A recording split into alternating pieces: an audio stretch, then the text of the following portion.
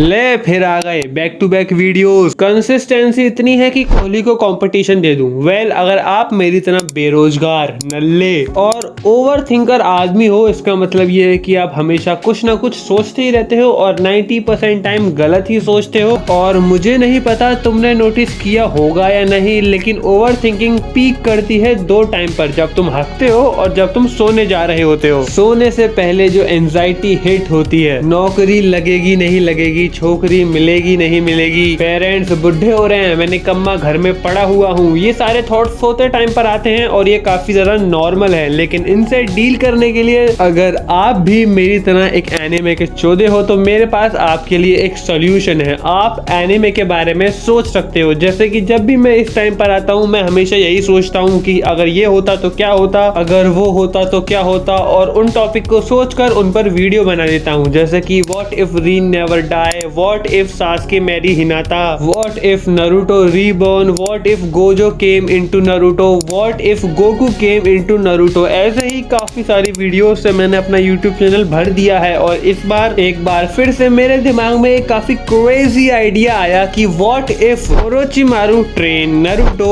And Jiraiya train Sasuke. वैसे मेरे दिमाग में ये आइडिया कैसे आया मैं बताता हूँ। अगर मैं आपसे पूछूं कि नारुतो और सास्के दोनों की पर्सनैलिटी को शेप करने में सबसे बड़ा हाथ किसका रहा है, अगर इसका लॉजिकल आंसर ढूंढने जाओ तो सिर्फ एक ही है। काफी सारे चेन ऑफ इवेंट्स की वजह से इन दोनों की पर्सनैलिटी शेप हुई। जो मेजर असर करती है इन दोनों की पर्सनैलिटी पर वो है ओरोचिमारू और जिराया। ओरोचिमारू ने शेप किया है सास्के की वे ऑफ थिंकिंग, उसकी पर्सनैलिटी, उसके डिसीजन मेकिंग को, और जिराया ने तो ग्रैंडली इन्फ्लुएंस किया है नारुतो की वे ऑफ थिंकिंग, उसकी डिसीजन मेकिंग, उसकी पूरी की पूरी पर्सनैलिटी को। और मेरे दिमाग में यही थॉट आया था कि अगर क्या होता ओरोचिमारू और जिराया एक दूसरे के स्टूडेंट्स को ट्रेन करते, और आखिर असल में इन दोनों में से स्ट्रॉन्गर कौन होता। ऑब्वियसली हमें पता है कि रियल में तो नारुतो स्ट्रॉन्गर है, लेकिन क्या जिराया की ट्रेनिंग की वजह से सास्के नारुतो से ज्यादा पावरफुल बन सकता था? Well let's find out. Well हम बात करें ओरोचिमारू और जिराया की ट्रेनिंग स्टाइल की तो वो बिल्कुल ही डिफरेंट है। जिराया की ट्रेनिंग स्टाइल काफी ज्यादा सपोर्टिव, वार्म और मोरली करेक्ट है। वहीं दूसरी तरफ ओरोचिमारू इसका बिल्कुल वाइस वर्सा है। ओरोचिमारू का ट्रेनिंग स्टाइल बहुत ही ज्यादा हार्श, पेनफुल और मोरली इनकरेक्ट है। हम बोल सकते हैं कि जिराया एक अच्छा योद्धा बनाने के साथ साथ एक अच्छा इंसान बनाने पे भी फोकस करता है, और दूसरी तरफ हमारे नागू बाबा ओरोचिमारू एक वेपन बनाते हैं, इंसान को वेपन में कन्वर्ट करते हैं, जो कि बना है सिर्फ और सिर्फ लोगों की जान लेने के लिए। उसके अंदर इमोशन नहीं है और मोरल वोरल से उसे ज्यादा फर्क नहीं पड़ता। और अब हम देखने वाले हैं कि अगर क्या होता जिराया के ट्रेनिंग स्टाइल में सास्के ढल जाता। मेरी बात सुनो, सास्के बचपन से ही डार्कनेस में गिरा हुआ था, उसे ककाशी चाह कर भी वहां से नहीं निकाल पाया, काफी ज्यादा समझाने के बाद भी। तो जिराया को भी बहुत प्रॉब्लम होने वाली है। सास्के एक लाइटनिंग स्टाइल निंजा था जो कि फायर स्टाइल को भी यूज कर सकता था उचिया होने की वजह से। और जब सास्के जिराया से ट्रेनिंग करता तो पहला jutsu जो जिराया उसे सिखाता वो होता रासेंगान, लेकिन रासेंगान ओरिजिनल वाला, एवरेज वाला नहीं। जैसे नारुतो ने ओरिजिनल रासेंगान सीखने के बाद अपना ही jutsu इन्वेंट कर दिया था रासेन शुरिकेन के नाम से, जो कि रासेंगान से भी बहुत ज्यादा पावरफुल था। बिल्कुल वैसे ही सास्के भी अपना अलग रासेंगान का वेरिएंट जरूर बना लेगा लाइटनिंग स्टाइल का यूज कर। लेकिन यहाँ पर एक सवाल उठता है, क्या नारुतो की तरह ही सास्के कुछ ही दिन में रासेंगान सीख जाएगा या फिर उसे नारुतो से ज्यादा टाइम लगने वाला है? वेल ये सवाल काफी ज्यादा मुश्किल है क्योंकि सास्के के पास बेटर चाक्रा कंट्रोल है, बट मुझे लगता है कि वो नारुतो जितनी जल्दी तो रासेंगान नहीं सीख पाएगा। उसका एक ही रीजन है, वो ये है कि नारुतो के पास काफी सारा चाक्रा था। ककाशी को भी रासेंगान आता था लेकिन उसने कभी मेन फाइट में यूज नहीं किया क्योंकि वो काफी ज्यादा चाक्रा डिमांड करता है। सास्के फिर भी मुझे लगता है बेटर चाक्रा कंट्रोल की वजह से रासेंगान हो सकता है जल्दी सीख जाए, लेकिन उसको मास्टर तो नहीं कर पाएगा नारुतो की तरह काफी जल्दी चाक्रा प्रॉब्लम की वजह से। तो मानो या ना मानो, नारुतो रासेंगान इतनी जल्दी इसलिए सीख पाया था क्योंकि उसके पास था नाइन टेल का चाक्रा, जो कि सास्के के पास ऑफ कोर्स नहीं है। उसके बाद सास्के अगली चीज जो सीखेगा वो होगी समनिंग, और आई थिंक समनिंग के मामले में सास्के वे बेटर था नारुतो से इन द बिगिनिंग। नारुतो को तो बहुत टाइम लगा था टोड्स को समन करने में और समनिंग जुत्सु सीखने में, मास्टर करने में, लेकिन सास्के को उतना टाइम नहीं लगने वाला। तुम में से काफी कम लोग ये बात जानते होंगे कि जिराया असल में एक गेंजुत्सु स्पेशलिस्ट है। हाँ आई नो,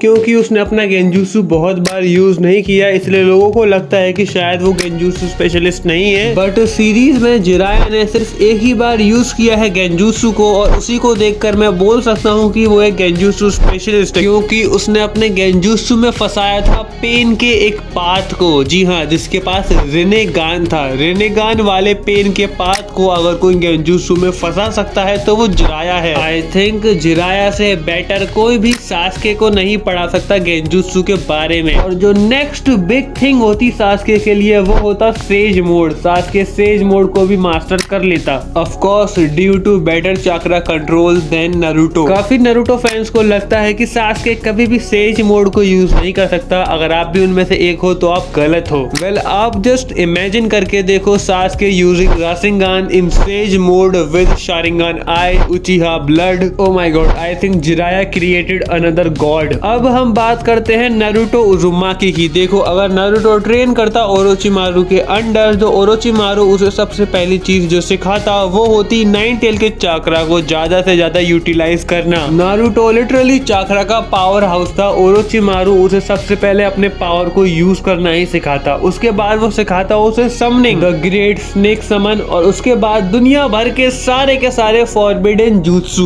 जो कि ऐसे वैसे जुत्सु नहीं है। देयर इज अ रीजन जिसकी वजह से वो फॉरबिडन है, क्योंकि वो काफी ज्यादा डेडली है ओपोनेंट के लिए भी और उसके यूजर्स के लिए भी, जैसा कि एडो टेंसे, फुशी टेंसे, रिपर डेथ सील। अगर सच में नारुतो ट्रेन करता ओरोचिमारू के अंडर तो वो बन जाता एकदम डेडली, वायलेंट, रूथलेस वेपन, या फिर एनिमल भी बोल सकती हो, क्योंकि उसके अंदर इमोशंस की बहुत कमी होती। और दूसरी तरफ जिराया सास्के को सिर्फ एक वेपन नहीं बनाते, एक शिनोबी, एक निंजा किलर नहीं, बल्कि एक अच्छा इंसान भी बनाते। सास्के को अगर तुम सोचने जाओ वो एकदम ओवर पावर्ड कैरेक्टर बन चुका है। उसके पास उचिहा ब्लड है, शारिंगान है, ऊपर से सेज मोड का भी यूज कर सकता है, वो रासेंगान का भी यूज कर सकता है, चिदोरी का भी यूज कर सकता है, और ऊपर से अपने भाई की तरह वो एक गेंजुत्सु स्पेशलिस्ट भी बन चुका है, क्योंकि उसने एक गेंजुत्सु स्पेशलिस्ट से ट्रेनिंग ली है। उसके सुसानो को भी हम नहीं भूल सकते। वहीं हम बात करें दूसरी तरफ नारुतो की, तो नारुतो भी कुछ कम नहीं है, वो एकदम रूथलेस एनिमल बन चुका है। इसका मतलब ये है कि वो होल्ड बैक नहीं करने वाला।